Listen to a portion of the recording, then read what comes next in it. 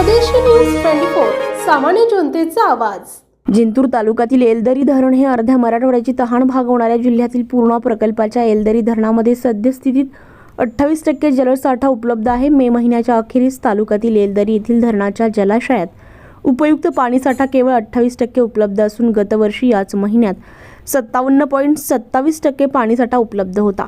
एलदरी धरणाच्या पाण्यावर लाभ क्षेत्रातील हजारो हेक्टर क्षेत्रातील पिकांसाठी सिंचनाचा लाभ होतोय।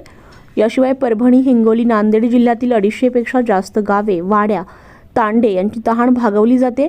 यावेळी पावसाने दडी दिल्यास पाणी टंचाईसह पिकांच्या सिंचनाचा प्रश्न निर्माण होण्याची शक्यता आहे। एलदरी धरणामध्ये फक्त 28% पाणीसाठा उपलब्ध असून जमिनीतील पाणी पातळी देखील खोल गेली असल्यामुळे भूपृष्ठावरील बहुतांश जलस्रोत आटले आहे। यामुळे तालुक्यात दिवसेंदिवस जलसंकटाची छाया गडद होते। गतवर्षीच्या पावसाळ्यामध्ये तालुक्यात सरासरीपेक्षा 35% पर्जन्यमान कमी झाले। जिंतूर तालुक्यातील एलदरी येथील धरण मोठे आहे। पूर्णा नदीच्या पात्रामध्ये कार्यान्वित या धरणावर जलविद्युत निर्मितीसह लाभ क्षेत्रातील हजारो हेक्टर क्षेत्राची सिंचन व्यवस्था अवलंबून आहे। एलदरी हे धरण जिंतूर येथून 15 किलोमीटर अंतरावर आहे। हे धरण पूर्णा नदीवर बांधण्यात आले आहे।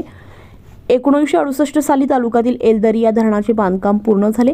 पूर्णा नदी गोदावरी नदीची प्रमुख उपनदी आहे। महाराष्ट्रामध्ये सर्वात मोठ्या धरणाच्या यादीमध्ये एलदरी या धरणाचा 7वा क्रमांक लागतोय। एलदरी धरण बांधण्याचा प्रकार मातीचा भराव आणि दगडी बांधकाम असून बांधकाम अजून मजबूत आहे। स्वदेशी न्यूजसाठी अजमत खान पठाण, जिंतूर।